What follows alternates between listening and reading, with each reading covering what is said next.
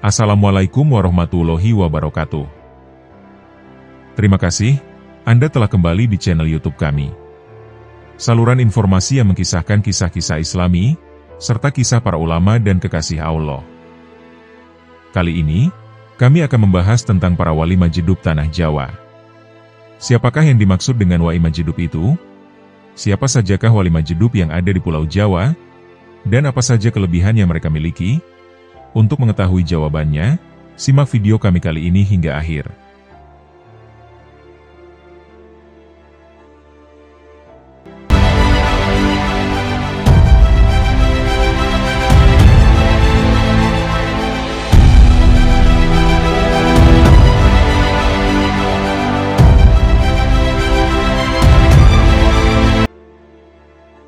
Gus Robah Ubab Maimun. Diketahui, Gus Robah adalah putra Kiai Haji Abdullah Ubab Maimun, yang juga cucu dari Kiai Haji Maimun Zubair. Gus Robah merupakan sosok orang yang alim. Bahkan, beliau terkenal sebagai wali jadab. Selain itu, beliau juga dikenal sebagai orang yang tidak terlalu mengurusi urusan duniawi, apalagi masalah uang. Berikut kesaksian dari beberapa santri yang dekat dengan beliau. Dalam sebuah cerita disebutkan, bahwa ada seorang santri yang selalu tindihan, seperti ada yang menindihi saat ia tidur. Santri tersebut mengatakan, bahwa ia tindihan setiap selesai mengobati orang kesurupan, dan ini terjadi berulang kali. Singkat cerita, ia berpikir bahwa Gus Robah adalah wali jadab, pasti jin takut ketika di dekat beliau. Akhirnya, santri tersebut pindah tidur di dekat Gus Robah. Dan apa yang terjadi ternyata benar, santri tersebut tidur tidak tindihan lagi. Namun sekira 1 jam kemudian ia mengalami tindihan kembali. Setelah terbangun, ternyata Gus Robah pindah tidur di luar atau di teras kamar.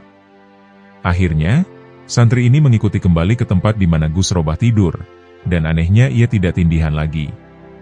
Setelah beberapa kali terulang hal seperti itu, akhirnya santri tersebut memberanikan diri bilang ke Gus Robah, "Gus, saya nggak bisa tidur, saya diganggu jin terus malam ini," ucap santri tersebut. Setelah mendengarkan keluhan si santri, kemudian Gus Robah memperbolehkan santri tersebut untuk tidur di sampingnya. Habib Ja'far Al-Kaf. Al-Habib Ja'far Shodiq bin Muhammad bin Hamid Al-Kaf. Beliau adalah waliullah Majidub yang agung pada zamannya. Habib Ja'far Al-Kaf adalah seorang zuriat Nabi, yang berasal dari jalur Sayyidina Husain radhiyallahu anhu. Habib Ja'far adalah seorang wali Allah yang horikul adah. Habib Ja'far mempunyai ciri khas dalam berpenampilannya. Beliau selalu memakai sandal jepit, celana hitam panjang, kemeja putih lengan pendek, serta selalu menggunakan songkok hitamnya yang khas. Jenggotnya yang panjang, kuku yang panjang, dengan tutur kata Jawa khasnya yang tegas, tak pernah hilang dari karakter beliau. Dimanapun berada, beliau selalu tampil seperti itu. Tak hanya itu, beliau juga memiliki kebiasaan unik lainnya, yakni senang memelihara ayam dan burung. Jika masuk rumah beliau, kita akan melihat banyak ayam-ayam dan burung-burung kesayangan beliau, yang sangat banyak di halaman atau garasi beliau. Anehnya, semua hewan tersebut nurut sama Habib Ja'far. Sedangkan, mobil Alphard dan Mercy beliau ditaruh di luar pagar rumah, yang dalam keadaan kehujanan, kepanasan, dan gak diurus. Diketahui, beliau sering tidur di makom Sunan Kudus. Konon, di sana beliau taklim langsung dengan Yang Mulia Sunan Kudus. Tak hanya itu, pada suatu kesempatan beliau juga menyampaikan, bahwa Nabiullah Khidir adalah gurunya. Semua keanehan di mata sang awam menutupi kemuliaan, dan ketinggian derajat kewaliannya. Subhanallah. Al-Habib Ja'far Shodiq bin Muhammad Al-Kaf. Beliau merupakan sosok kecintaan Gus Dur dan Yusuf Kala, serta beberapa Kapolri. Rumahnya nampak tidak pernah sepi dari para tamu. Terdapat suatu hal yang unik dari beliau, yakni beliau dikaruniai sifat tidak gampang lupa, dan hampir tidak pernah lupa. Setiap harinya, tamu yang datang tidak kurang dari 50 orang, dan dari berbagai penjuru tanah air. Akan tetapi, kalau beliau sudah pernah menyebutkan namanya 1 kali saja, meskipun tidak pernah bertemu lagi bertahun-tahun, beliau masih ingat nama orang tersebut. Bisa dibayangkan, berapa ribu nama orang yang ada di dalam memori kepala beliau. Beliau, Habib Ja'far Al-Kaf, dikenal memiliki makom kewalian jadhab atau majdub, yang jika kita melihat secara fisik akan nampak aneh, dan tidak seperti manusia pada umumnya. Akan tetapi, di luar semua itu beliau adalah seorang waliullah, orang yang begitu dicintai Allah, dan begitu dekat dengan Allah Subhanahu wa Ta'ala. Sebagai waliullah, Habib Ja'far Al-Kaf juga dianugerahi Allah berbagai kelebihan, atau yang biasa disebut dengan karomah.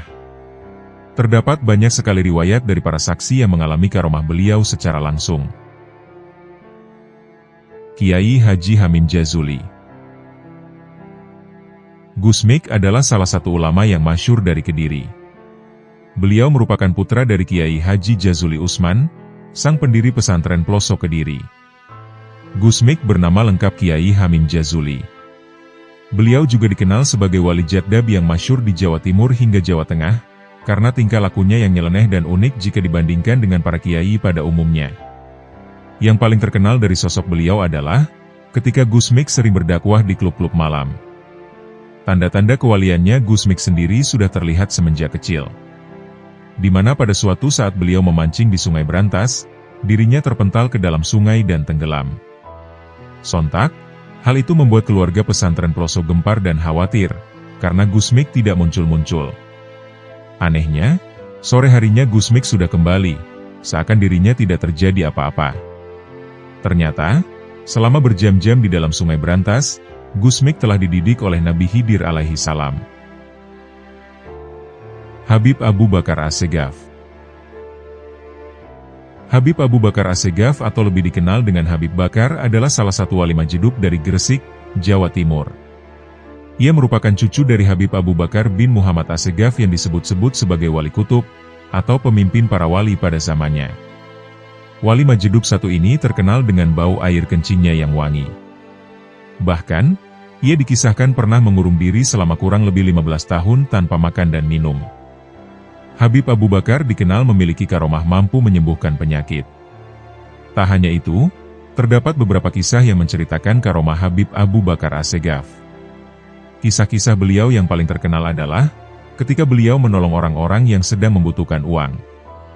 Di lain kisah, Habib Abu Bakar juga pernah kedapatan berada di Tanah Suci Makkah, padahal beliau pada saat itu masih berada di Indonesia.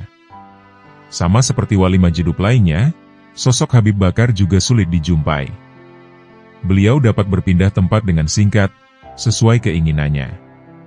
Sebagai wali Allah, Habib Bakar dikaruniai karomah-karomah yang luar biasa, dan sering sekali karomahnya selalu membawa keberkahan.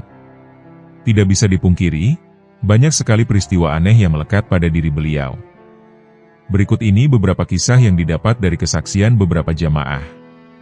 Kisah ini diceritakan oleh seorang supir angkot dari Gresik. Dia bernama Rohman Adi Putra. Dia menceritakan bagaimana saat itu Habib Bakar ikut naik dalam angkotnya. Subhanallah, ini fakta yang saya alami. Saya dulunya berprofesi sebagai sopir angkot. Waktu itu, beliau pernah ikut naik angkot saya keliling kota Gresik, dan beliau duduk di bagian depan. Habib Bakar cuma pakai sarung tanpa baju saat itu. Beliau saya kasih 1 bungkus rokok tidak mau, dan hanya mengambil 3 batang saja. 2 ditaruh di telinga kanan dan kiri, yang 1 dihisapnya. Subhanallah, tanpa disadari, para penumpang begitu banyak yang naik turun angkot saya, padahal waktu itu mobil angkot yang lain juga lagi sepi-sepinya. Tapi saya menyadarinya, bahwa beliau itu adalah wali Allah yang selalu membawa berkah rezeki. Ungkap Rohman sewaktu menceritakannya. Ada juga kisah yang lain, yakni beliau terlihat di Tanah Suci Makkah. Dan setelah ditelusuri, orang-orang mengatakan bahwa Habib Bakar masih berada di Gresik, dan tidak pernah pergi kemana-mana. Mbah Maliki Kedung Mutih. Kiai Malik, atau yang biasa dipanggil Kiai Maliki Kedung Mutih Demak. Beliau adalah murid Kiai Haji Tosin, yang pernah hatam ngaji Alfiyah dan hafal Al-Quran. Kiai Malik dikenal sebagai sosok yang nyentrik, karena dalam pengertian syariat dan fikih, beliau tidak pernah tampak melaksanakan sholat. Banyak yang menganggap beliau adalah seorang wali majdub, yakni wali yang bertingkah nyeleneh, dibandingkan manusia pada umumnya. Oleh Habib Lutfi, Kiai Maliki justru dikenalkan sebagai Wali Abdal. Surodadi hari ini ada Wali Abdal, terang Habib Lutfi kala itu. Menurut Kiai Tosin, muridnya yang bernama Maliki itu, kalau terjaga matanya, ia terjaga pula lisannya. Setelah memiliki dua anak, Asiroh dan Kiai Nafi, yang kini mukim di Kedung Malang Jepara, Kiai Maliki ini mulai ngedan cinta kepada Allah Subhanahu wa Ta'ala, sepulangnya dari Madura. Lahir di Kedung Muti Demak, Kiai Maliki berkeluarga di Babalan Demak. Istrinya adalah kakak kandung dari Kiai Haji Abdul Rozak Al-Hafid, murid Kiai Haji Arwani Amin Kudus, yang bernama Dahola. Kiai Maliki memiliki kebiasaan nongkrong di warung-warung kopi, berdiam, dan pakaiannya selalu tampil jelek di hadapan umum, berjas, celana kumut-kumut seperti tak pernah dicuci, dan berkalung sarung lusuh. Rambutnya gondrong, seperti rambutnya Mbah Malik Purwokerto, Guru Habib Lutfi bin Yahya Pekalongan. Sosok Kiai Malik diketahui mempunyai horikul adah atau yang biasa dikenal sebagai karomah. Misalnya, Kiai Maliki ini diketahui memiliki keramat, di mana saat ia berak di rumah warga, pemilik rumah yang diberaki terkadang mendapatkan limpahan rezeki yang Masya Allah besar. Tapi begitu, kadang-kadang, cobaan yang diterima pemilik rumah juga tak kalah besar. Saat cobaan diterima oleh pemilik rumah tersebut, misal ia kemudian mengalami kebangkrutan, gantian Kiai Maliki yang sangat sulit dicari keberadaannya, padahal sosok beliau sangat dibutuhkan saat itu. Lama tidak ditemukan, tiba-tiba ada kabar yang mengatakan Kiai Maliki ada di Jakarta. Laku Kiai Maliki yang tiba-tiba datang, dan tiba-tiba muncul di beberapa daerah, menjadi misteri tersendiri bagi Kiai Maliki, hingga wafatnya beliau di Semarang. Kiai Maliki juga dikenal suka berkelana. Jangan sampai kebaikannya diketahui oleh banyak orang, begitulah karakter Waliullah Majeduk di mana-mana, seperti Mbah Abdullah Fanani di Dataran Dieng, Wonosobo, yang juga ceritanya mirip-mirip dengan Kiai Matori Surodadi, dan Kiai Maliki Kedung Mutih. Menurut Habib Lutfi bin Yahya, Mbah Malik Wali Nyentrik ini adalah salah satu wali abdal yang ada di zaman ini. Saat silaturahmi ke Pekalongan, Mbah Malik selalu memberi amplop. Dan begitu pula Habib Lutfi bin Yahya juga balik memberi amplop. Menurut Habib Lutfi bin Yahya, Mbah Malik bila disentuh dengan tangan, tubuhnya sangat lembut, dan seolah tidak bertulang. Seperti Nabi Khidir, datangnya pun selalu tiba-tiba kalau ke Pekalongan. Tanpa kendaraan, dan tanpa seorang pengantar. Suatu kali Habib Lutfi bin Yahya pernah memerintahkan murid dalemnya, untuk mengikuti Mbah Malik saat pulang. Namun begitu keluar gerbang, dan ketika Mbah Malik belok arah, Mbah Malik sudah raib hilang tidak ada, dan entah kemana menghilangnya. Wali Abdal memang selalu misterius, mengapa makamnya ada di Semarang pun Kiai Masduki tidak mengetahui asal-muasalnya. Mbah Malik meninggalkan keturunan dua orang anak, yaitu Arwani di Semarang, dan Mufashiroh. Kiai Masduki sendiri mengaku tidak pernah bertemu Mbah Malik selama hidupnya, padahal beliau juga Kiai NU, dan Kiai Masduki baru tahu Mbah Malik setelah 2 tahun wafat. Gus Ud Pagerwojo. Kiai Haji Ali Masud dari Pagerwojo Sidoarjo. Beliau memiliki panggilan akrab Mbah Ud atau Gus Ud. Beliau juga dikenal sebagai Wali Jadab.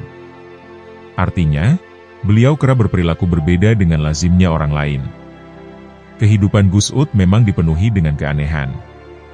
Gus Ud lahir pada tahun 1908 di Sidoarjo. Ali Masud kecil yang masih berusia 5 tahun sudah menunjukkan kelebihannya.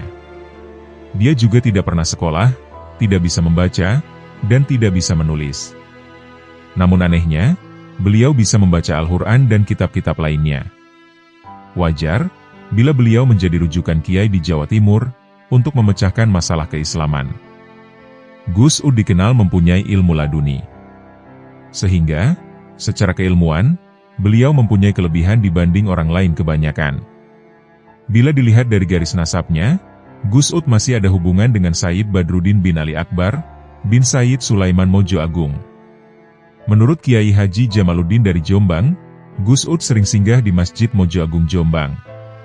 Menurut MH Ainun Najib, Gus Ud pernah ditugasi menjaga Bani Basyaiban di sana. Sewaktu di masjid tersebut, Gus Ud kerap mengambil uang di saku jamaah. Tetapi yang terjadi sungguh ajaib. Setelah uangnya diambil, rezeki orang itu malah menjadi berlimpah. Karenanya, kalau orang-orang melihat Gus Ud berseliweran di Masjid Mojo Agung, maka orang-orang bersiap-siap menaruh uang di sakunya. Perilaku Gus Ud benar-benar tak terpahami. Gus Ud kadang pipis di masjid, kadang setelah berwudu baru ia pipis, dan banyak lagi keanehan-keanehan yang dimilikinya. Pada suatu ketika, Gus Ud pernah menulis surat ke Kiai Haji Rodi Krian, terkait permasalahan yang ditanyakan. Karena dia tidak bisa menulis, di atas kertas putih dia torehkan pensil membentuk garis bergelombang. Anehnya, Kiai Haji Rodi bisa mengerti guratan pensil yang dibubuhkan oleh Gus Ud. Gus Ud adalah seorang wali Allah yang luar biasa sekali, sehingga tak ada satupun ulama atau para wali yang ada di tanah Jawa ini yang tak mengenal sosoknya. Menurut kisahnya, Mbah Ud mendapat derajat kewalian itu sejak masih kecil. Sangat nakal memang dan banyak tingkah, hingga membuat ayahnya sering memarahinya. Sang ayah adalah orang yang alim, dan mempunyai kesibukan mengajar ngaji banyak santri di rumahnya. Seringkali saat sang ayah mengajar ngaji, selalu terganggu oleh suara-suara teriakan Gus Ud kecil. Sang ayah pun sering memarahinya, bahkan memukulnya dengan kayu kecil. Dan dari situlah, sang ayah kemudian melihat keanehan pada diri sang putra tersebut. Suatu saat, sang ayah berkata, "Kamu ini banyak tingkahnya, makanya tidak bisa ngaji." Karena mendapat olok-olokan ayahnya seperti itu, maka Gus Ud langsung menawarkan diri untuk mengganti ayahnya mengajar. Maka, sang ayah pun heran dengan ucapan anaknya, yang baru berusia 8 tahunan itu. Dan Gus Ud langsung mengambil kitab kuning ayahnya tersebut, dan langsung membacanya. Meski kitab itu gundul, tidak ada harokatnya, ternyata Gus Ud kecil itu lancar membacanya. Berikut menjelaskan semua keterangan kitab itu. Padahal, kemampuan demikian itu tidak dimiliki oleh kiai sembarangan. Hanya kiai yang sudah hebatlah yang mampu membacanya, sekaligus menerangkan penjelasannya. Subhanallah, ayahnya pun terbengong keheranan. Sejak itulah, sang ayah membiarkan saja apa yang dilakukan putranya itu. Rahlilur Bangkalan. Kiai Haji Holilur Rohman, atau yang akrab disebut Rahlilur. Beliau adalah wali Majedub asal Madura, Jawa Timur. Ia adalah putra dari Kiai Haji Sahrawi yang masih mengalir darah dari Syekhona Holil Bangkalan. Kisah wali Majedub Rahlilur yang sangat terkenal adalah, yakni ketika beliau membakar pondok pesantren milik kakaknya, yakni Ponpes Syekhona Holil Demangan pada tahun 1979. Namun siapa sangka, selepas kebakaran terjadi, dalam waktu singkat pondok pesantren tersebut kembali berdiri, dan dibangun lebih megah setinggi api yang membumbung. Rahlilur juga dikenal memiliki karomah mampu mengetahui keadaan di tempat lain. Beliau juga dikenal mampu mengetahui isi hati seseorang. Karena sosoknya dikenal sebagai seorang wali Majedub, banyak orang yang ingin bertemu dengan beliau. Akan tetapi, Rahlilur dikenal sulit ditemu, dan kadang berpindah tempat dengan cepat. Wan Sehan. Sosok Wan Sehan merupakan panggilan akrab dari Habib Syaihon bin Mustafa Al-Bahar. Beliau adalah seorang auliaillah dengan makom jadab atau Majedub. Beliau merupakan waliullah yang horikul adah, dengan tingkah lakunya sulit ditebak, tidak seperti biasanya para ulama dan habib lainnya. Dari beberapa riwayat kesaksian, Wan Sehan memiliki banyak kelebihan, diantaranya adalah, beliau mampu mengetahui isi hati seseorang, mengetahui peristiwa yang akan terjadi, hingga menghidupkan mesin mobil dengan hanya menggunakan air comberan. Selain itu, Wan Sehan sangat susah untuk dapat menemuinya, karena beliau sering berpindah-pindah tempat dengan cepat. Banyak sekali dari para ulama, pejabat, hingga para artis, yang sangat ingin berjumpa dengan beliau. Gus Kelik. Gus Kelik adalah termasuk golongan para wali Allah yang mempunyai sifat nyeleneh, atau yang dikenal dengan istilah Majedub. Dan hal itu terbukti sejak lahir. Beliau telah memperlihatkan banyak keanehan, yang tidak dilakukan kebanyakan kalangan. Beliau bahkan cenderung dianggap memiliki tingkah di luar nalar. Kiai Haji Ali Maksum pernah meminta doa kepada Kiai Abdul Hamid Pasuruan. Beliau meminta didoakan agar Gus Kelik bisa hidup layaknya orang normal. Ternyata, Kiai Hamid justru memandang hal tersebut sebagai sesuatu yang tidak harus diambil pusing. Kiai Hamid bahkan mengatakan, bahwa beliaulah yang seharusnya meminta doa kepada Gus Kelik. Semenjak itulah, Kiai Haji Ali maksum sayang kepada Gus Kelik. Bahkan, beliau sampai berwasiat kepada keluarga, agar menjaga Gus Kelik. Hampir setiap santri di Krapiak pernah dimintai uang yang nominalnya berbeda. Dalam keseharian, Gus Kelik memiliki kebiasaan mencari kardus di toko sekitar pesantren. Ia juga menyewakan alat catering. Anehnya, setiap tahun hasil dari usahanya ini digunakan memberangkatkan jamaah ziarah Wali Songo. Santri yang ikut diminta membayar semampunya, bahkan tidak sedikit yang gratis. Keanehan yang tidak lumrah terhadap Gus Kelik terjadi ketika kunjungan Presiden Gus Dur di Pondok Krapiak. Kala itu, Gus Dur tidak mau duduk, kecuali berdampingan dengan Gus Kelik. Tidak hanya itu, justru Gus Dur lah yang mencium tangannya. Gus Kelik dikatakan wali, karena setelah menikah, beliau ternyata memiliki pengetahuan dan pemahaman kitab kuning yang mumpuni. Ia juga bisa mengaji kitab dan memimpin sholawat. Padahal, semenjak kecil sampai dewasa, beliau tidak pernah menyentuh kitab apapun. Nasib para wali Allah apabila telah diketahui keunggulan dan kelebihannya, justru berakibat pada usianya yang singkat. Sehingga, ketika sebagian kalangan sudah banyak yang melihat derajat atau makom kewalian yang dimiliki, ajal akhirnya menjemput yang bersangkutan. Termasuk dalam hal ini adalah sosok Gus Kelik Krapiak. Beliau wafat di Rumah Sakit Panembahan Senopati Bantul, dalam usia yang ke-58 tahun. Kiai Sarkaman. Mbah Kiai Sarkaman adalah seorang wali Majedup yang berasal dari Desa Bengsah, Blega, Bangkalan, Madura. Kiai Sarkaman dikenal sebagai sosok sederhana yang memilih hidup menyendiri. Langgar kayunya menjadi saksi bisu, bagaimana ia menerima tamu-tamu yang datang untuk bersilaturahmi atau memohon doa.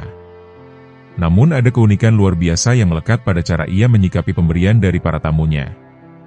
Setiap kali menerima amplop berisi uang dari tamunya, Kiai Sarkaman akan segera melemparkan amplop tersebut ke bawah kolong langgarnya. Sebagaimana tradisi di Madura, bangunan langgar biasanya berdiri di atas kaki-kaki kayu setinggi 1 meter, dan dibiarkan terbuka tanpa penutup di sekelilingnya. Tumpukan amplop di bawah langgar itu lama-kelamaan terlihat seperti gunungan sampah. Pemandangan ini membuat banyak tamu terkejut, namun tidak ada satupun yang berani mengambil amplop tersebut, meski berada di tempat terbuka dan mudah dijangkau siapa saja. Keajaiban lain adalah, bagaimana amplop-amplop itu tetap berada di tempatnya, meski diterpa hujan deras atau angin kencang. Amplop tersebut seolah memiliki berat seperti batu, tak bergeser sedikit pun dari posisinya. Mbah Kiai Sarkaman tidak pernah sekalipun memeriksa isi amplop yang ia lemparkan. Baginya, pemberian tersebut bukan miliknya, melainkan titipan untuk mereka yang membutuhkan. Sikap ini mencerminkan betapa besar rasa mawas hati yang dimiliki sosok ulama ini. Kiai Musyafa Kaliwungu. Selama hidupnya, antara tahun 1920 hingga 1969, Kiai Musyafa dikenal sebagai sosok yang zuhud. Ia sangat sederhana, baik dalam berpakaian maupun dalam bertutur kata. Kesederhanaannya dalam berpakaian, membuat sebagian orang menganggap Kiai Syafa sebagai kiai yang sangat miskin. Bahkan ada orang yang menganggap Kiai Syafa adalah orang gila. Karena ia memang kerap berperilaku hawarikul adah, yaitu berperilaku di luar kebiasaan manusia pada umumnya. Persangkaan orang bahwa Kiai Syafa adalah orang gila, sudah terdengar sebelum masyarakat mengetahui karomah dan kewaliannya. Rahasia Kiai Syafa sebagai wali Allah akhirnya terbongkar. Ceritanya pada suatu hari, tetangga di sekitar rumah Kiai Musyafa dibuat gempar. Saat itu setelah musim haji, ada seorang haji yang datang ke desa Kiai Syafa. Dia mengaku dititipi anggur oleh seseorang di Mekah, untuk diserahkan kepada Kiai Musyafa, yang baru saja menunaikan ibadah haji di Mekah. Padahal, tetangga Kiai Syafa mengetahui sendiri, selama musim haji itu beliau selalu berada di rumahnya. Sejak peristiwa menakjubkan itu pandangan orang pada dirinya berubah, apalagi setelah karomah-karomahnya disaksikan orang-orang di sekitarnya. Banyak cerita menarik seputar kewalian Kiai Musyafa. Konon, di Kendal dahulu pernah ada seorang waliullah yang bernama Kiai Abdul Hadi. Ketika beliau akan wafat, beliau menyampaikan pesan kepada Habib Umar, penjaganya kala sakit. Akan tetapi, pesan itu tidak jelas maknanya. Beliau mengatakan, Nyonya Dengklek sebelah selatan Masjid Kaliwungu bekerja sebagai tengkulak kain. Pada saat Waliullah Kiai Abdul Hadi itu meninggal dunia, maka terlihat cahaya yang bersinar ke arah Kiai Musyafa. Itulah barangkali tanda awal kewalian Kiai Musyafa. Selain itu, ada beberapa cerita orang tua yang merupakan saksi ahli tentang karomah atau kewalian Kiai Musyafa. Suatu saat, Kiai Musyafa menjamu tamu yang datang. Masing-masing tamu menuang sendiri air minum dari ceret yang sudah disediakan. Anehnya, air minum yang berasal dari satu ceret itu dirasakan berbeda-beda oleh tamu yang minum.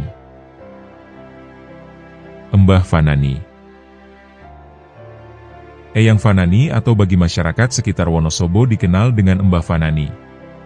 Beliau pernah menggegerkan media sosial, lantaran tinggal menetap selama 26 tahun duduk berdiam diri di dalam tenda. Sosok Mbah Fanani, yang dianggap masyarakat sekitar adalah seorang wali misterius, karena pernah bertapa di Gunung Dieng. Hal tersebut pernah diungkapkan oleh Maulana Habib Lutfi bin Yahya. Mbah Fanani diceritakan pernah menjadi pengasuh pondok pesantren di Cirebon. Tenda kecil yang didiami Mbah Fanani banyak didatangi orang dari berbagai daerah. Mulai dari habaib, ustadz, anak-anak pesantren, dan warga biasa juga. Mbah Fanani juga pernah ditemui berada di Mekah. Seperti cerita yang disampaikan Ifin, warga desa Dieng Kulon, Kecamatan Batur, Kabupaten Banjarnegara. Dia menceritakan bahwa Mbah Fanani pernah ditemukan di Mekah Arab Saudi oleh seorang warga Banjarnegara. Kemudian setiap masuk waktu sholat, terkadang Mbah Fanani menghilang dari tenda. Dan tidak ada yang melihat beliau pergi kemanapun. Pernah suatu hari tendanya dilempar botol minuman, dan setelahnya pelakunya alami kecelakaan. Selain itu, Mbah Fanani juga bisa merasakan aura negatif para tamu yang akan datang menemuinya. Mbah Fanani kebal dengan udara panas dan dinginnya Gunung Dieng. Meskipun hujan dan badai, Mbah Fanani tidak pernah terlihat sekalipun beranjak dari tendanya tersebut. Kiai Matori. Kiai Matori salah satu ulama pendatang, yang juga dikenal aulia di desa Surodadi, Kedung, Jepara. Kiai Matori memiliki saudara bernama Kiai Hamim, yang disebutkan, saat wafat beliau masih dalam kondisi mutolaah kitab. Banyak yang menanggap beliau adalah wali jadab atau wali majedub. Yang mana, makom wali majedub tergolong sangat unik, karena penampilan dan tingkah lakunya yang nyeleneh, jika dibandingkan manusia pada umumnya. Tentang kewalian Kiai Matori ini, guru trekatnya, Mbah Kiai Haji Ismail Sulaiman Bugel Kedung, beliau pernah mengatakannya. Di Surodadi, ada seorang wali, kata Mbah Ismail kala itu. Mbah Ismail menyebut Kiai Matori sebagai wali Allah. Konon karena saat haji, beliau bertemu Kiai Matori di Makkah, padahal Kiai Matori tidak sedang berangkat haji tahun itu. Putra Kiai Ismail, yakni Kiai Sulaiman bin Ismail Bugel, beliau juga disebut-sebut sangat mengagumi dan segan dengan Kiai Matori. Selain dikenal warga sering tidak terlihat berpuasa Ramadan, Kiai Matori juga dikenal memiliki murid dari bangsa jin. Di sebuah warung wedang, Kiai Matori pernah berujar, "Aku tidak puasa nak," terangnya sambil minum. "Aku ya ikut tidak puasa kalau begitu mbah," jawab warga. Karena tidak berpuasa, ada seorang warga yang mempertanyakan kekiaiannya. "Kenapa Kiai tidak puasa?" tukasnya. Oleh Kiai Matori, ia diminta melihat mulutnya yang dibuka. Ternyata, yang dilihatnya saat itu adalah lautan. Artinya, apapun yang dikunyah, halal maupun haram, itu semua tidak berpengaruh. Terlebih, semua hewan yang hidupnya di air laut boleh dimakan, dan laut juga adalah muara akhir dari semua kotoran sungai yang mengalir ke sana. Menurut cerita orang-orang yang pernah hidup sezaman, Kiai Matori ini kalau buang air besar tidak ada bekas kotorannya. Hal ini seperti cerita tentang keramat Amangkurat, yang bekas kotorannya juga hilang, dan malah menjadi jimat. Suatu kali, di bulan puasa, Mbah Matori mampir ke warung yang buka siang hari. Tanpa dinyana, semua makanan persediaan pemilik warung dihabiskan Mbah Matori. Terang saja, orang-orang menyebut beliau sosok yang aneh. Ada kiai, di tengah bulan Ramadan bukannya ikut berpuasa, malah menghabiskan makanan di warung, siang hari pula, begitu gumam mereka. Yang terjadi setelahnya sungguh mengejutkan. Orang-orang yang mencibir Kiai Matori di warung, mereka justru ditunjukkan sebuah keajaiban. Mulutnya beliau kemudian dibuka, dan diperlihatkanlah kepada mereka. Anehnya, dari mulut itu nampak sebuah lautan luas dengan kapal-kapal perahunya. Di mana? Di sana nampak para nelayan di sekitar Surodadi yang sedang mencari ikan. Mereka terlihat sedang makan bersama di sana. Padahal, ketika pulang, mereka statusnya sebagai soim, atau orang yang berpuasa wajib. Sampai di daratan, mereka akhirnya kelaparan. Dan ternyata, makanan yang dihabiskan Mbah Matori, adalah makanan jatah buat para nelayan yang tidak berpuasa saat melaut tersebut. Jadi, pada hakikatnya, Mbah Matori sedang menghukum para nelayan yang tidak berpuasa itu. Kiai yang sering bergaul dengan Mbah Matori, salah satunya adalah Mbah Mawar di Bugel. Saking akrabnya, Mbah Mawar sering memanggil Kiai Matori dengan sebutan Kek Matori, dalam kesan orang Jawa. Keduanya dikenal sebagai waliullah yang majedub atau nyentrik. Habib Kuncung. Beliau bernama lengkap Habib Ahmad bin Alwi Al-Haddad. Makam beliau terletak di samping sebuah masjid di kawasan Kalibata, Jakarta. Beliau adalah seorang wali Allah yang dikenal karena karomahnya. Mengenai julukan Kuncung yang diberikan kepadanya, karena beliau sering memakai kopiah berbentuk kerucut, seperti yang biasa dikenakan oleh bangsawan Bugis. Habib Kuncung termasuk dalam tingkatan wali majedub, yang dikenal dengan sifat-sifat unik dan terkadang dianggap seperti orang yang kehilangan akal, namun memiliki kedalaman spiritual yang tinggi. Terdapat banyak sekali kesaksian mengenai karomah dari Habib Kuncung, mulai berpindah tempat secara cepat, hingga mengetahui perkara-perkara yang gaib. Mbah Jogorekso. Meski tidak cukup banyak kisah tentang Mbah Jogorekso ini, namun beliau disebut-sebut sebagai salah satu dari wali jadab yang ada di Pulau Jawa. Gusmik adalah salah seorang yang sering berkomunikasi dengannya. Terdapat kisah unik mengenai pertemuan Gusmik dan Mbah Jogorekso. Suatu ketika, Gusmik yang ditemani santrinya sowan ke kediaman Mbah Jogorekso. Saat bertemu Gusmik langsung ditempeleng cukup keras. Saking kerasnya, pipi Gusmik sampai tampak memerah. Setelahnya, Gusmik mundur beberapa langkah. Akan tetapi, Nyai Jogorekso menyuruh Gusmik untuk maju lagi. Dan benar saja, Gusmik pun ditempeleng lagi. Kejadian tersebut terulang hingga 3 kali. Ketika Gusmik hendak maju untuk 4 kalinya, Nyai Jogorekso kemudian mencegahnya. "Sudah Gus. Sudah cukup," ucap Nyai Jogorekso. Saat Gusmik hendak berpamitan pulang, Mbah Jogorekso memeluk Gusmik cukup lama. Semua yang menyaksikan sungguh merasa keheranan. Usia ditempeleng 3 kali, Gusmik malah dipeluk dengan penuh kasih sayang. Begitulah Mbah Jogorekso, yang masyhur akan kejahadaban pada masanya. Saat ada tamu datang, Mbah Jogorekso berpakaian apa adanya, bahkan juga tidak pakai baju. Saat Gusmik yang sowan waktu itu, Mbah Jogorekso berpakaian sangat rapi, bahkan duduk dan bertutur kata pun sangat sopan. Banyak masyarakat menengarai, bila ada tamu istimewa atau tamu itu kelak akan jadi orang besar, maka siap-siap saja tamu akan diuji tidak menyenangkan. Dan sebaliknya, bila akan mengalami keburukan atau menjadi orang durhaka, ia akan diuji dengan sesuatu yang menyenangkan. Gusmik datang diuji dengan 3 kali tempeleng yang menyakitkan. Dan itu menjadi sinyal dari Mbah Jogo, bahwa kelak Gusmik menjadi tokoh besar. Dan hal itu terbukti adanya. Saat ini, makam Mbah Jogorekso berdampingan dengan Kiai Dalhar Watu Congol.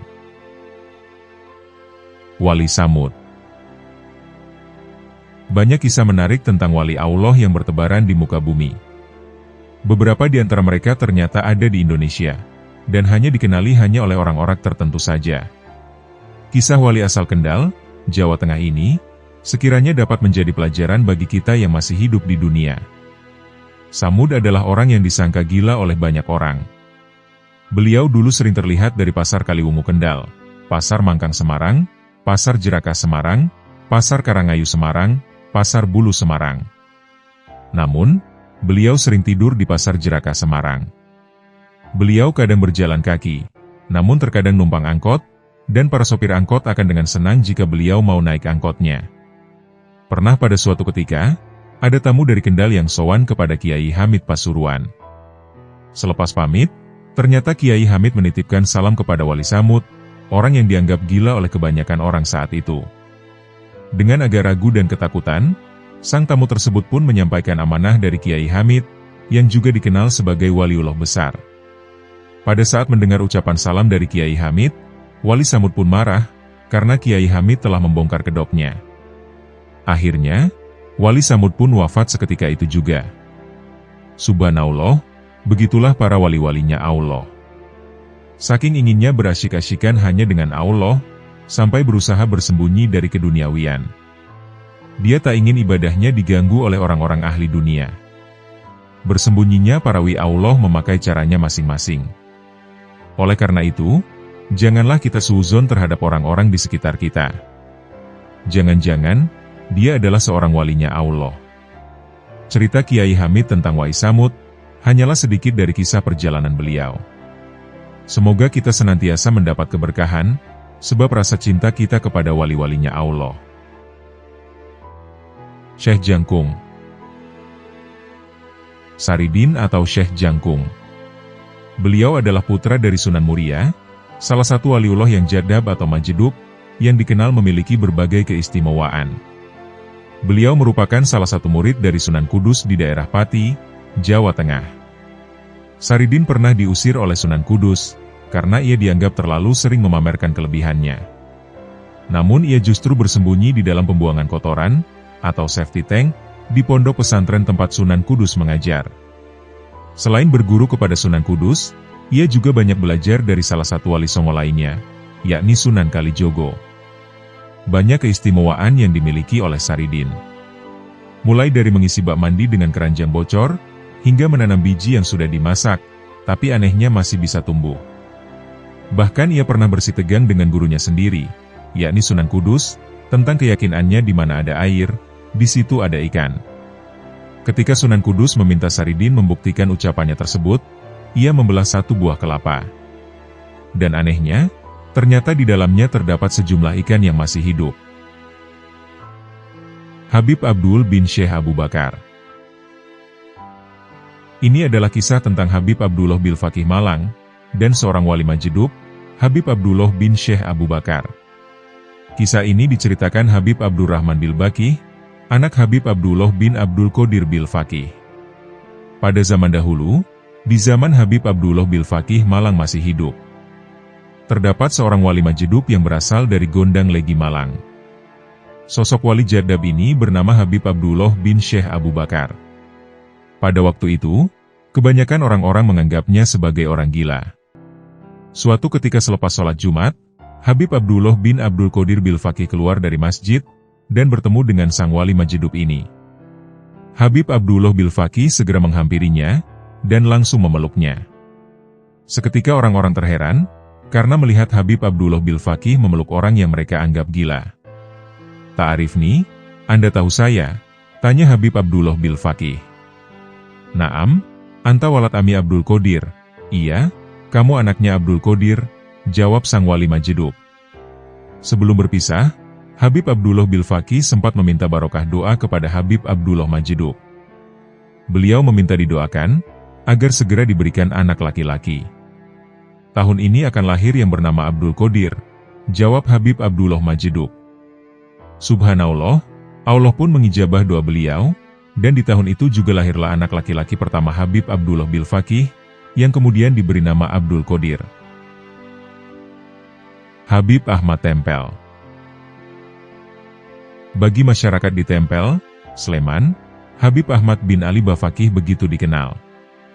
Bahkan saat haulnya di minggu terakhir bulan Syawal dipastikan selalu ramai didatangi ribuan warga dan peziarah. Habib Ahmad Bafaqih adalah putra dari Habib Ali Bafaqih. Habib Ahmad juga dikenal sebagai seorang wali majedub. Di masa mudanya Ahmad Bafaqih pernah berjualan kecil-kecilan, seperti berjualan korek api, walaupun hasilnya tidak menguntungkan. Kondisi kekurangan fisik maupun cobaan lainnya, seperti kekurangan harta, membuat Ahmad Bafaqih selalu berserah diri kepada Allah Subhanahu wa Ta'ala.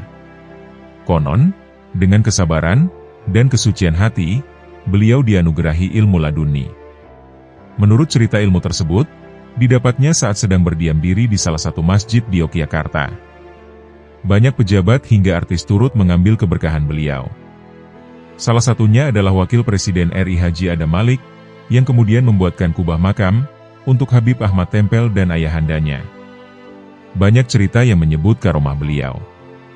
Salah satu kisah yang beredar adalah beliau tahu berita terbaru, padahal beliau tak membaca koran, mendengarkan radio, ataupun menonton televisi. Beliau juga dikatakan terlihat berhaji di Mekah, padahal beliau saat itu tak pergi kemana-mana. Selain itu, banyak orang yang sakit menjadi sembuh, dengan izin Allah, melalui karamah Habib Ahmad Tempel. Salah satu cerita yang beredar adalah saat Adam Malik diberitakan sakit oleh tim medis kepresidenan, dan tim medis dari luar negeri menyatakan bahwa beliau mengidap suatu penyakit yang sulit disembuhkan. Kemudian keluarga Adam Malik mengundang Habib Ahmad Bafaqih ke Jakarta, bersama Habib Muhammad sang menantu beliau. Usai Adam Malik dirajah oleh Habib Ahmad Bafaqih, penyakit Adam Malik sembuh total. Habib Muhammad Ganjaran. Beliau sering dipanggil Habib Muh Ganjaran. Habib Muhammad Al-Jufri Ganjaran merupakan seorang waliullah majedub dari Gondang Legi Malang, yang dianugerahi Allah berbagai kelebihan. Suatu ketika, ada rombongan yang datang berkunjung ke rumah beliau. Namun ketika mereka hendak pulang, salah satu di antara jamaah yang datang membawa sepeda motor, ternyata bensin motornya habis. Maka, ia pun tidak bisa pulang, karena rumah Habib Muhammad masuk di daerah desa Gondang Legi Malang, dan jauh dari tempat pengisian bahan bakar. Maka Habib Muhammad Ganjaran memerintahkan untuk mengambil atau membeli di seberang jalan, orang yang jual temulawak, dan membelinya 1 botol. Setelah didapatkannya sebotol temulawak, kemudian mereka disuruh mengisikannya di tangki bensin motor yang mati tadi. Subhanallah, saat itu terjadi kejadian yang sangat aneh. Begitu mesin dinyalakan bisa hidup, dan motor bisa berjalan sampai pulang ke rumahnya. Gus Jafar Pasuruan. Gus Jafar, atau Gus Jakfar, adalah seorang kiai asal Pasuruan, Jawa Timur, yang dikenal karena penampilan dan perilakunya yang nyentrik. Ia merupakan putra bungsu dari Kiai Soleh, pengasuh pondok pesantren Safinul Mustaqim di Desa Sambi Cilik, Kecamatan Gondang Wetan, Kabupaten Pasuruan. Penampilan Gus Jafar jauh dari kesan ulama pada umumnya. Ia sering tampil dengan rambut gondrong layaknya seorang rocker, mengenakan celana pendek favoritnya, dan seringkali bertelanjang dada, atau memakai kaos tanpa lengan. Gaya nyentriknya ini, membuatnya menjadi pusat perhatian dan perbincangan di kalangan masyarakat. Selain penampilannya yang unik, Gus Jafar juga gemar melakukan perjalanan ke berbagai tempat, seperti Bali, Jakarta, hingga ke luar pulau lainnya. Walaupun putra seorang kiai terkenal, Gus Jafar lebih suka naik motor butut tua yang ia modifikasi. Kemanapun ia pergi, motor butut itulah yang selalu menemani. Meskipun penampilannya nyeleneh, banyak masyarakat yang segan dan menghormati Gus Jafar. Video-video mengenai kesehariannya sering viral di media sosial, menunjukkan bahwa banyak orang tertarik dengan sosoknya yang unik dan fenomenal. Gus Jafar juga dikenal sebagai sosok yang dermawan dan sering membantu masyarakat sekitar. Ia kerap memberikan nasihat-nasihat yang bermakna tinggi, meskipun tidak semua orang dapat memahami maksud dari tutur dan tingkah lakunya.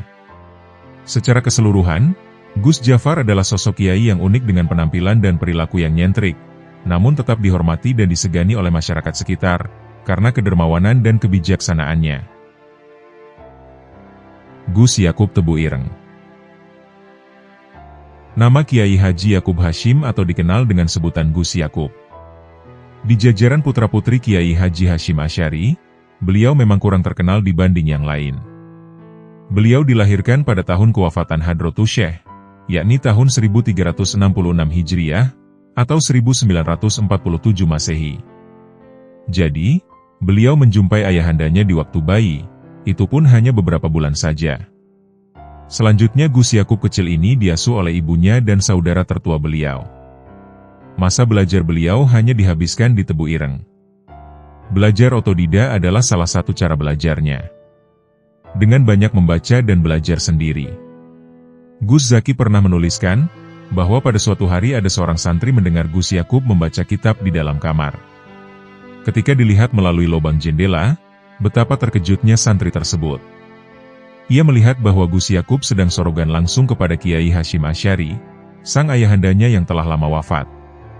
Di kisah yang lain, sering sekali Gus Yakub ketika masih muda terlihat membaca kitab kuning di samping makbaro abahnya, yakni di komplek pondok pesantren Tebu Ireng. Sepertinya, walau Hadratus Syekh sudah wafat, namun jiwa mengajarnya tidaklah pernah padam. Gus Yakub juga sering menyendiri di kamar pojok, di sebelah makbaroh. Dan di dalamnya terdengar suara tanpa rupa. Konon katanya, suara tersebut adalah Kiai Haji Hasyim Asy'ari, yang sedang mengajari Gus Yakub. Habib Alex Brani. Nama Habib Alex mungkin terkesan asing. Beliau tak seperti Habib Umar bin Hafid, atau Maulana Habib Lutfi bin Yahya, yang secara nama sudah populer di telinga masyarakat. Habib Alex juga tak banyak terekspos di medsos. Ia semakin dicari-cari setelah fotonya banyak diunggah di medsos atau status pesan singkat. Habib Alex merupakan keturunan Rasulullah Shallallahu Alaihi Wasallam dari jalur Sayyiduna Husain. Habib Alex adalah cucu dari sang waliullah, Al-Habib Husain Brani. Nama asli dari Habib Alex adalah Al-Habib Muhammad Al-Hamid. Ia juga disebut sebagai pengusaha yang berasal dari desa Brani Kulon, yang gemar berbagi rizki kepada orang yang tidak mampu. Dikisahkan, beliau sering memborong dagangan para penjual yang kurang laku. Habib Alex juga dikenal sebagai wali majedub dan ahlul kasyaf, dengan doa-doanya yang makbul. Sosoknya mungkin terlihat aneh, namun di balik keanehan seorang wali majedub tersimpan banyak aromah. Gus Wafa Banyuwangi. Beliau bernama lengkap Gus Ali Wafa Safaat. Beliau merupakan anak dari Kiai Haji Muhtar Syafaat Abdul Ghafur, sang pendiri pondok pesantren Darussalam Blok Agung Banyuwangi. Di kalangan santri, Gus Wafa itu dikenal sebagai sosok jadab, nyeleneh, nyentik, dan karismatik. Tak hanya itu, banyak riwayat yang menceritakan mengenai kelebihan-kelebihan yang dimiliki beliau. Terdapat kisah mengenai karomah beliau, bahwa pernah Gus Wafa bepergian ke Sumatera dengan mengendarai mobil. Namun selama perjalanan, Gus Wafa tidak mengisi tangki mobil dengan bahan bakar minyak. Namun beliau mengisinya dengan air tawar saja. Bikudrotillah, mobil tetap bisa menyala, dan berjalan sampai Sumatera. Konon, Gus Wafa juga sempat mengendarai kendaraan beroda tersebut, melewati jalan yang terkena banjir. Di jalan yang banjir tersebut, kendaraan Gus Wafa tetap berjalan dengan posisi mengambang di atas air banjir. Kiai Haji Salamun Bangkalan. Waliullah Majdub Kiai Haji Salamun berasal dari Beringin Sukolilo Bangkalan Madura. Beliau wafat pada tahun 2013 yang lalu. Secara kasat mata beliau telanjang bulat, namun secara kasyaf beliau berpakaian layaknya kita, pakai sarung dan baju koko. Setiap tahun beliau senantiasa mengadakan event akbar, dalam rangka memperingati Maulid Nabi Muhammad SAW. Zikir yang selalu didawamkan oleh beliau adalah istighfar. Sejak umur 9 tahun, beliau tidak mau lagi memakai pakaian normal sebagaimana kita. Banyak sekali karomah beliau yang Allah tunjukkan, bahwa beliau adalah seorang wali atau kekasihnya, baik secara langsung atau pengalaman pribadi, ataupun cerita dari mulut ke mulut.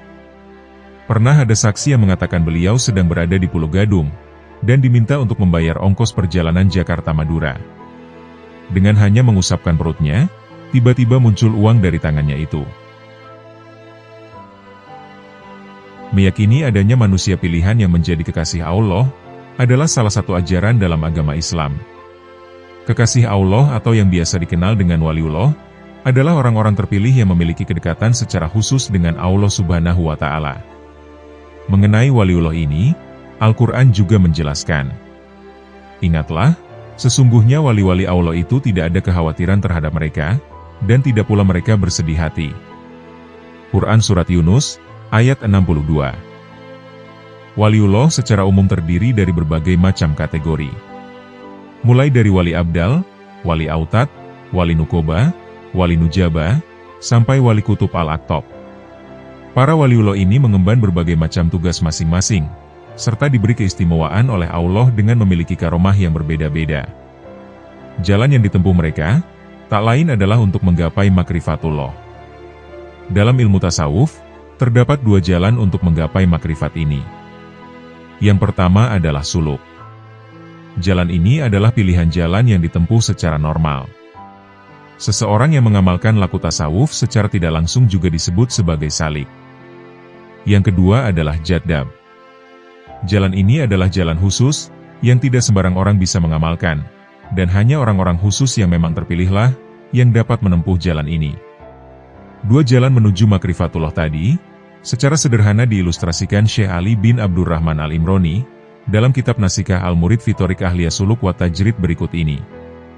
Ketahuilah, bahwa jaddab dan suluk itu seperti pepohonan. Pohon jaddab memiliki akar dan tangkai, begitu pula pohon suluk juga memiliki akar dan tangkai. Setiap akar dan tangkai dari kedua pohon tersebut memiliki buah. Akar dari pohon jaddab adalah ilmu laduni yang bersifat gaib, dan buah dari tangkai pohon jaddab adalah, saat orang yang jaddab mendapat perintah Allah, agar mengatakan pada sesuatu kun fayakun, segalanya murni pemberian dari Allah. Sedangkan akar dari pohon suluk dapat membuat pohon berbuah dengan ilmu yang zohir, atau yang tampak, dan tangkainya berbuah dengan amal yang bersifat zohir, meski orang yang mengamalkan laku suluk dan orang jaddab berbeda. Orang yang mengamalkan laku suluk beribadah di belakang tirai penghalang dari Allah, sedangkan orang jaddab tidak ada penghalang apapun antara mereka dan Allah. Pesan dari Allah langsung pada mereka, dan ibadah dari mereka langsung tertuju pada Allah. Berdasarkan referensi tadi, orang yang mengamalkan laku suluk, masih berada di bawah orang yang sudah sampai pada fase jaddab. Jaddab sendiri oleh para ulama didefinisikan dengan pengertian berikut. Jaddab adalah tampaknya sifat-sifat ilahi.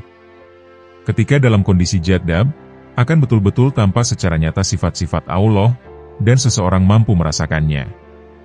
Syekh Mahmud Abdur Rauf Al-Qasim, Al-Kasif an Hakikah Asy-Syufiyah, Juz 1, halaman 244. Orang yang dalam kondisi jaddab, seringkali melakukan perbuatan di luar nalar manusia biasa. Sebab, apa yang dilakukan oleh mereka dalam keadaan jaddab, sudah di luar kapasitasnya sebagai manusia. Meski demikian, patut dibedakan antara orang yang melakukan hal-hal aneh, atau horikuldah, karena memang betul-betul jaddab, dengan orang yang hanya pura-pura jaddab. Untuk menandai perbedaan dua orang ini cukup sederhana, yakni dengan cara melihat tingkah laku orang tersebut setelah kondisi terjaga. Jika saat kondisi normal ia senantiasa berzikir dan beribadah, serta menjauhi hal-hal duniawi yang bersifat profan, maka bisa dipastikan keanehan yang ia lakukan adalah berangkat dari makom jaddab. Sebaliknya, jika seseorang setelah dalam kondisi normal, ia malah justru lebih mendekatkan diri pada hal-hal yang bersifat duniawi, dan senang mendekat dengan orang-orang yang memiliki ambisi duniawi, maka bisa dipastikan bahwa keanehan yang ia lakukan bukanlah bermula dari keadaan jaddab, tapi hanya sebatas tipu daya yang dilakukannya untuk menarik perhatian orang lain. Perbedaan dua karakteristik ini, seperti yang digambarkan dalam pembahasan menari saat berzikir, yang dijelaskan dalam kitab Zat al-Muslim Fima Ittafaqo alaihi al-Bukhari wa Muslim. Ketahuilah, bahwa menari pada saat berzikir bukan bagian dari ajaran syariat, dan bukan bagian dari budi pekerti yang baik. Tindakan tersebut tidak dapat dijadikan alasan untuk dibenarkan oleh siapapun, kecuali bagi orang khusus dari kalangan orang jaddab. Menurut sebagian kalangan ulama sufi, jaddab memiliki tanda-tanda tertentu, yang membedakan antara tindakan jaddab yang hakiki, dan tindakan yang berangkat dari main-main dan tipu daya di hadapan manusia. Mereka berkata, bahwa orang yang jaddab ketika setelah sadar ia berpaling dari dunia, dan menghadap untuk berzikir pada Allah, dan beribadah kepadanya, maka sikap jaddabnya adalah sikap jaddab yang sungguhan, dan tindakannya menari saat berzikir dianggap udzur. Sedangkan ketika setelah sadar dari jaddab, dan selesai menari saat zikir, seseorang lantas menghadap pada dunia, dan merasa senang berjumpa dengan orang yang tergiur dengan dunia, hingga tidak ada perbedaan antara dirinya, dan orang yang tergiur dengan dunia dalam perbuatan dan sikap main-mainnya, maka ia adalah orang yang main-main, dan bohong atas klaim kejaddabannya saat menari dan bersenda gurau. Ia adalah bagian dari orang yang menjadikan agamanya sebagai permainan dan senda gurau. Syekh Muhammad Habibullah bin Abdullah Asy-Syinkiti, Zat al-Muslim Fima Ittafaqo alaihi al-Bukhari wa Muslim, Juz 3, halaman 155. Dengan demikian dapat disimpulkan, bahwa jadab adalah sebuah keadaan saat seseorang sudah lepas dalam kapasitasnya sebagai manusia, karena tampak secara jelas padanya sifat-sifat Allah, atau tajali. Sehingga, segala keanehan perbuatan yang dilakukan dalam kondisi jadab bermula dari petunjuk Allah. Orang yang sudah sampai pada makom jadab ini, mereka biasanya dikenal dengan sebutan majdub. Sedangkan masyarakat mengenal orang yang sudah sampai pada makom ini, menyebut mereka dengan sebutan wali jadab, atau wali majdub. Demikianlah pembahasan dari kami, tentang para waliullah majdub Pulau Jawa. Semoga Allah Subhanahu wa Ta'ala mengumpulkan kita dengan para kekasihnya, di dunia maupun akhirat. Semoga kita dapat meneladani kepribadian akhlak para kekasih Allah, serta mengambil hikmah dari kisah-kisahnya. Dan semoga dengan apa yang telah kami sampaikan, dapat menambah ketakwaan kita kepada Allah Subhanahu wa Ta'ala. Wallahu a'lam bishawab.